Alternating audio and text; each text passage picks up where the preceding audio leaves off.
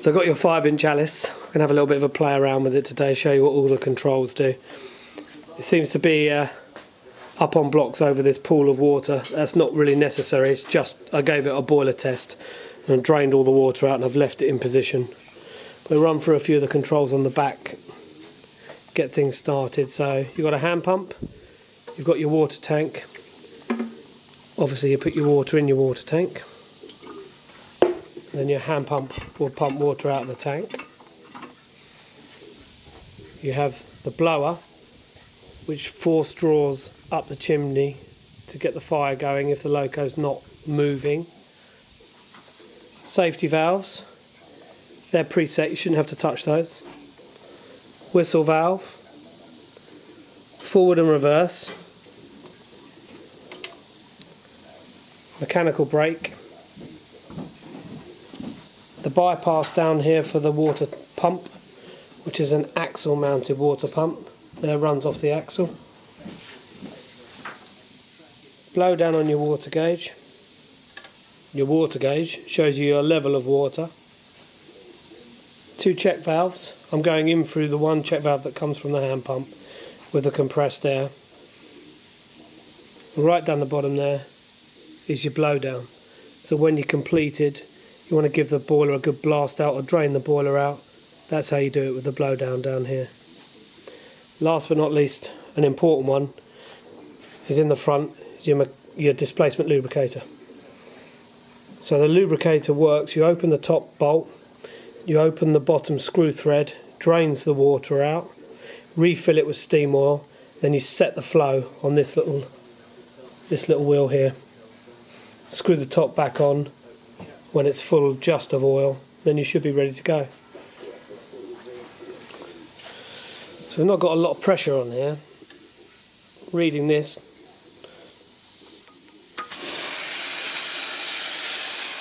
I've got the blow down running.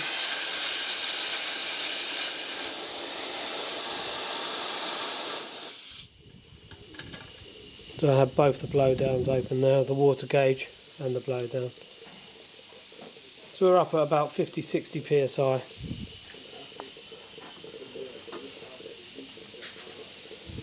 Pop it into gear, open the regulator.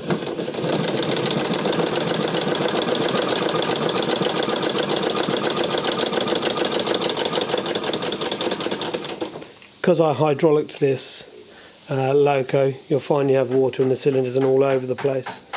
But we can just blast that out, get rid of that. That's in forward gear. Pull it over into reverse.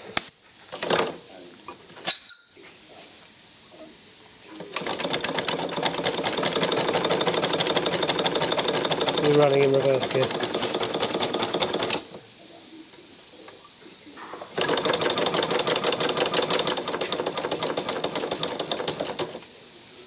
Obviously got the whistle, you heard me touch it.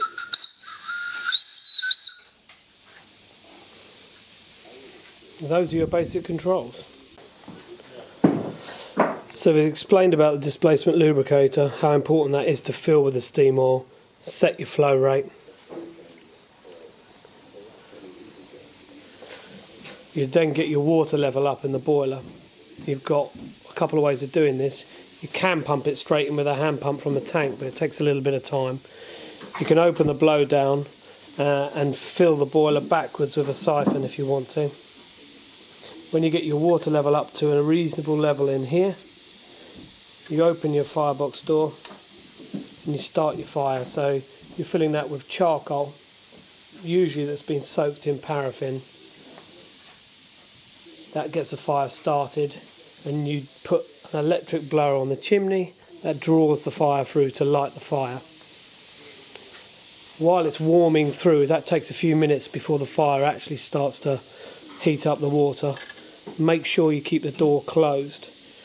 The door closed means it's drawing the fire through the grate. If you've got the door open, it'll just draw air through there and actually kill the fire off. So make sure this door is closed. Keep it as closed as long as possible. After a few minutes of it running on the charcoal, when you start to get a really decent fire in the firebox, then you can turn to your coal. start adding in your coal slowly.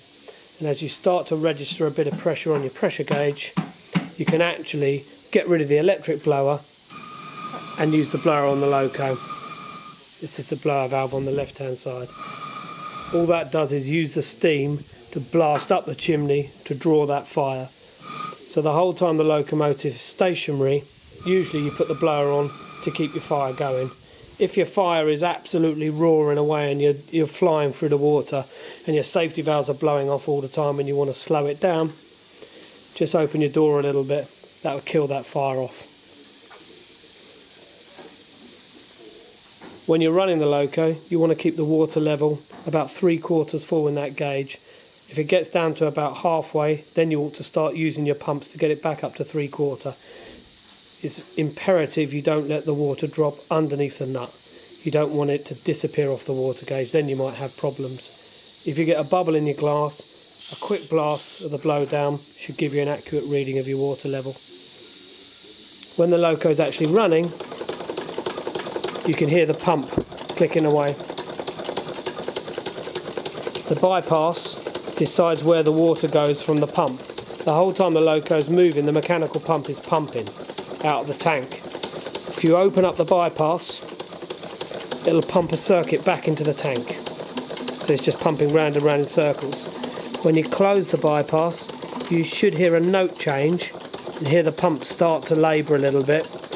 Then that's actually pumping into the boiler. So screw the bypass down. It's going to make the pump work. Open the bypass up and it circulates.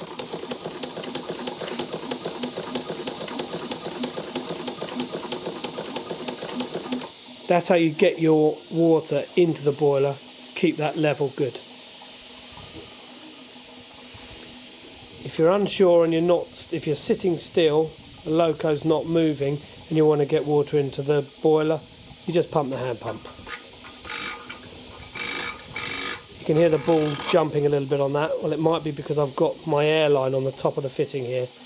Just go slowly. You'll pump a good volume of water through there. You should be able to keep it going pretty much just on the hand pump.